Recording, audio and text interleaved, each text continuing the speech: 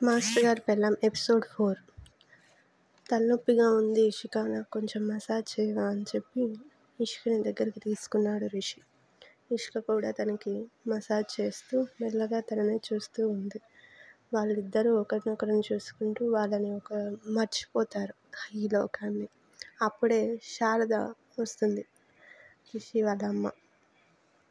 ఏం చేస్తున్నారు, భోజనానికి రండి అని పిలుస్తూ ఉంది. వస్తున్నాం అత్తయ్య అని వెళ్తారు ఇద్దరు కిందకి. అప్పుడే కృష్ణ, రిషి, శారద, రిషి వాళ్ళ నాన్నగారు నారాయణ గారు అందరూ కూర్చొని ఉంటారు భోజనానికి. ఇషిక వాళ్ళందరికీ వడ్డిస్తూ ఉంది. ఇషిక శారదతో చాలా క్లోజ్ అయిపోతుంది. అది చూసి రిషి చాలా సంతోషపడతాడు. అలా ఆ రోజు గడుస్తుంది. రూమ్లోకి ఇద్దరు వస్తారు. ఇద్దరు ఒకే బెడ్ మీద పడుకుంటారు. రిషి ఇషికని గట్టిగా హత్తుకుని పడుకుంటాడు. ఇషికకి నిద్ర పట్టకపోవడం వల్ల రిషిని చూస్తూనే ఉంటుంది.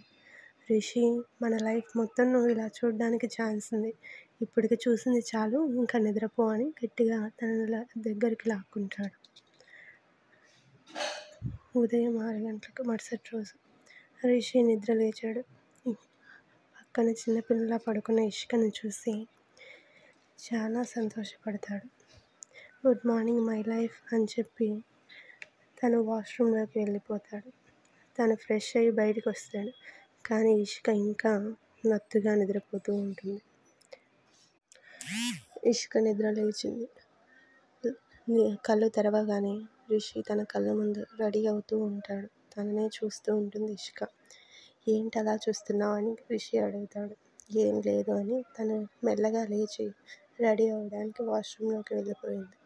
ఇద్దరూ రెడీ అయ్యి కిందకు వచ్చారు. అక్కడ ఇషిక ఫ్రెండ్ ప్రవళిక కనపడింది. తనను చూసిన వెంటనే ఇషిక పరిగెత్తుకుంటూ వెళ్ళి తనని హగ్ చేసుకుంటుంది. తనకి సంతోషం, భయం, బాధ అన్నీ వచ్చేస్తాయి, తెలియని ఉత్సాహం. అప్పుడే ఎలా ఉన్నావు ప్రవళిక అని రిషి పలకరిస్తాడు.